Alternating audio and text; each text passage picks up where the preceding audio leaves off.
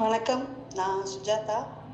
இந்த உணர்வுகளின் ஊர்வலம் அப்படிங்கிற புக்கு நான் படித்தேன். மொத்தம் 17 உணர்வுகள் எழுதியிருக்காங்க ஆசிரியர் முனைவர் ராணி சக்கரவர்த்தி அம்மா அவங்க.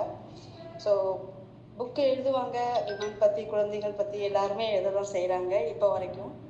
பட் ஒரு மனிதனோட உணர்வை வச்சுட்டு இப்படி தனித்தனியாக பிரித்து இப்படி எழுத முடியுமா அப்படிங்கிறது என்னுடைய சிற்றறிவுக்கு இப்போ தான் நான் ஃபஸ்ட் டைம் நான் படிக்கிறேன்.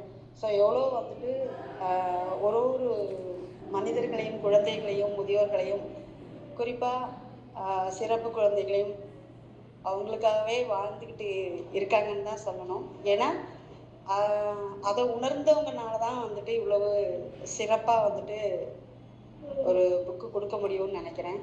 பட் இந்த 17 உணர்வுல எனக்கு ரொம்ப பிடிச்சது என்னன்னா, அந்த 6வது உணர்வான பாசம் அப்படிங்கிறது வார்த்தைகளால் வர்ணிக்க முடியல. ஏன்னா அப்போ படிக்கிற பசங்க எல்லாருமே போகிறாங்க தான் தன்னார்வ மையத்துக்கு சேவை பண்ணுறதுக்கு அப்படிங்கிறது.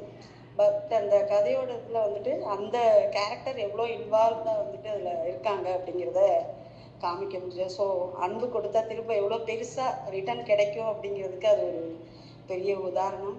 ஸோ அந்த பெரியவர்கள் அந்த மாணவியை பார்த்து நாங்கள் எப்போ நீங்கள் திரும்ப வருவீங்கன்னு சொல்லி காத்துட்ருக்கோம் அப்படிங்கிறது சொல்கிறப்போ வந்துட்டு உண்மையிலே எனக்கு கண்ணை கலங்கிடுச்சு. ஸோ எந்த அளவுக்கு வந்துட்டு அந்த கேரக்டராகவே மாறி ஒரு ஒரு புக்கையும்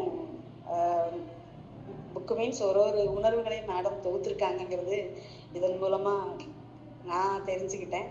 ஸோ இன்னும் இது மாதிரியான மனோரீதியான இந்த மாதிரியான புக்கை வந்துட்டு இன்னும் நிறைய எழுதணும்.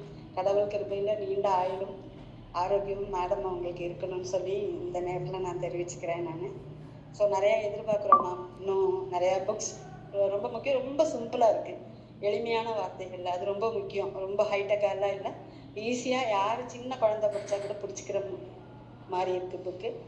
So excellent.